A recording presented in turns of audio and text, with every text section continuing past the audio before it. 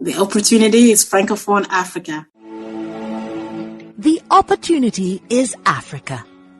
Brought to you by Africa Eats on Africa Business Radio.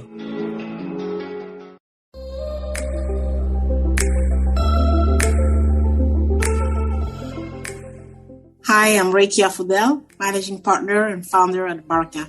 Barka is an early-stage impact investment fund focused in Francophone Africa on entrepreneurs who are solving climate change problems.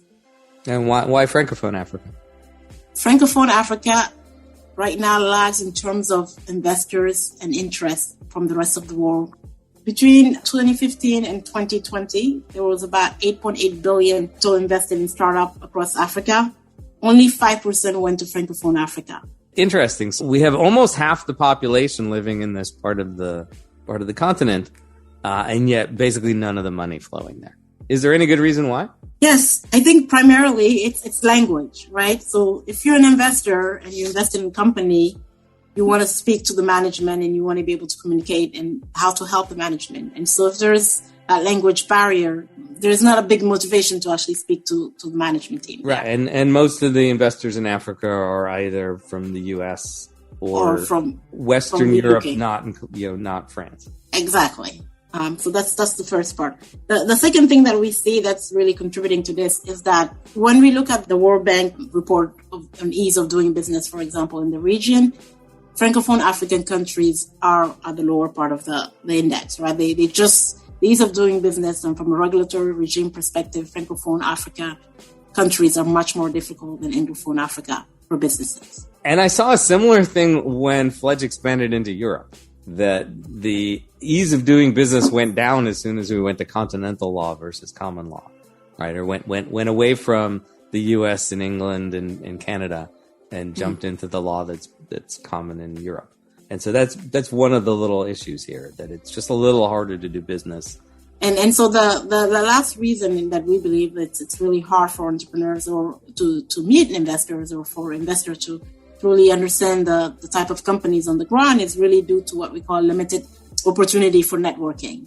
So you have events like Senkalp in Kenya and others in Nigeria and South Africa, but we don't have such large grouping or such large conferences in Francophone African countries. It's changing. Times, there are companies and there are organizations that are working on it, but overall, there aren't those big conferences that are available to entrepreneurs. Right, and that rolls back to language because Sankalp's actually run by an Indian company, and so the common language is English, and the common empire was British, and therefore the natural place for them to do that conference was Kenya. That makes sense. Yeah. Okay, so are the opportunities in the French-speaking part of the continent any different? Are these opportunities different in any way except the language? We don't believe so. We believe that, in fact, if you can find a great company in Kenya that's making honey or that's providing value add for agriculture, you will probably find the same type of company in these countries in Francophone Africa. And so that's been our experience. And in fact, our business model or our motivation, if you will, is very simple. Is to really find some of the successful companies and business models that have worked in Anglophone Africa and find them in Francophone Africa, invest in them, support them, and help them succeed. So you said support. What else are you doing for these companies besides investing? I think I explained I was born in Niger, and though I have the privilege of speaking both English and French very well. And I think one of the things that we do at Barka Fund that's different is that we do speak entrepreneurs' language and we speak investor language. We spend a lot of time working with them to kind of learn the investor language. Right, but you're saying investor language, and the interesting part is in my head I'm thinking, oh, cool, that's a pun, because there's the investor language English, because most of the money being invested in Africa is coming from the US or UK or Germany speaking English or Netherlands speaking English, right? But you're also, investor language is the language that investors speak. Absolutely. Pre-money, post-money, interest Absolutely. rates. Equity investor, right? Like you're looking for funding from equity investor. They will become partners into your company. They will invest. They will want to know what's happening. And that's different than grants and subsidies that you're used to. What does the revenue-based investment look like? What are the expectations there? What are the returns? The other way we support companies is that we offer them investment based on revenue. we use a very well-known and tested model by the Fledge Accelerator Program in companies. And so we base our investment on the same principle of providing adequate investment size to company and to help them get to the next phase through a revenue-based investment model. Yeah, so my fans are now smirking because I never named myself on this podcast, but I am Looney who started Fledge, and we haven't yet announced the Barka's the next Fledge program, but that's coming. We'll be announcing that soon. So tell me about a couple companies in the cohort. So this young woman from Mali studied abroad and was fortunate enough to do an MBA in Turkey and discovered while she was in Turkey the benefit of moringa.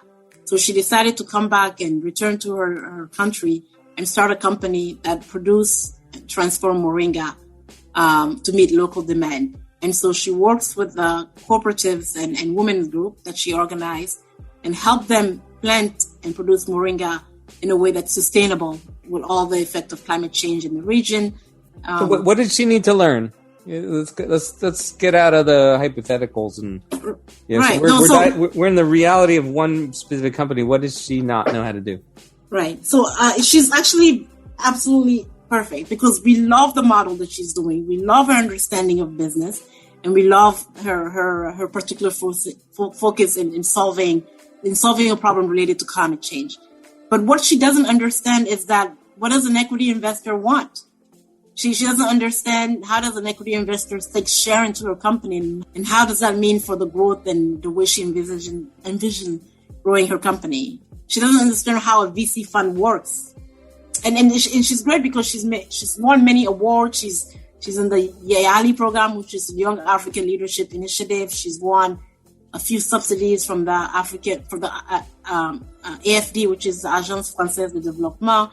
And so she's doing very well for herself, but she doesn't understand how an investor can help her with her work and help her grow and have more impact faster. But there aren't very many investors that care about a company that's worth $8,000 a year, or earning $8,000 a year.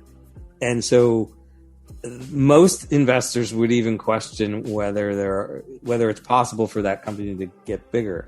So you had an example you were telling me about earlier about a company that started with even less money that's got bigger. So tell me about that one.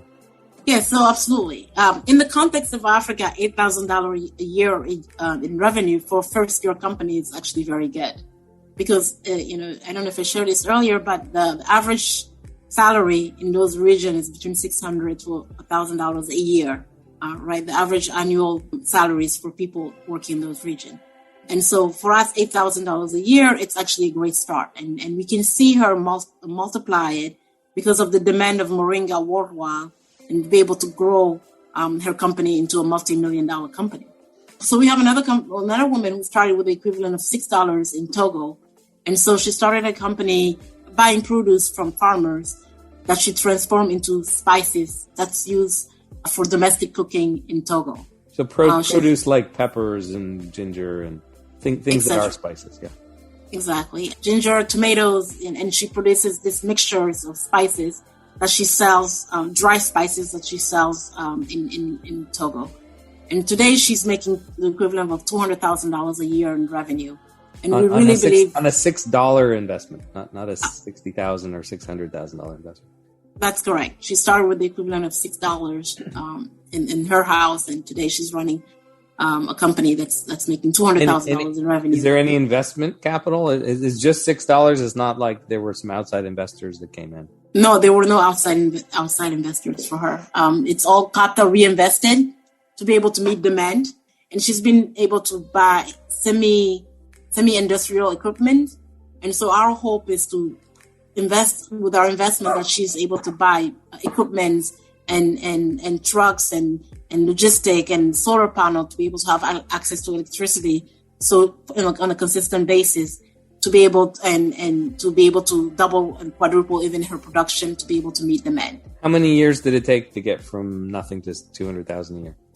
So the company incorporated in 2019 and started a little bit before that.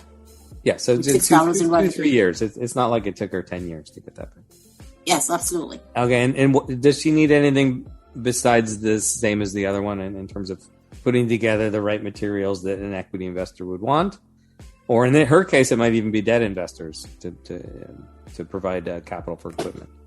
Yes, because she can actually pay the debt. I think for her, the one area where we can help her a lot is not only put in place structure as an equity partner to be able to help her grow and scale her company. And so the first seed investment is going to be used for equipment to modernize her production site. But the other important element that we bring in is access to the global market. So she has spices, she has products that can be marketed, dry spices that can be put on a container and shipped abroad. And so all the elements are there with the right partner to be able to export her product to the US and to Europe. In fact, she's currently even selling some of her products in Europe, in France. So we've started only really working last year. We launched our fund in 2020. We've started to work on meeting entrepreneurs in the region. We've been excited and really overwhelmed by the support we've gotten by big institutional organizations such as the World Resource Institute and the World Economic Forum. We're very excited by the momentum and by the interest in Francophone Africa from these organizations and many others.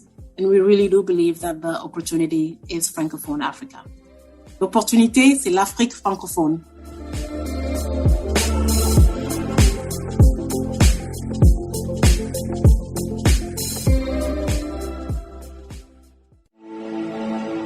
The opportunity is Africa.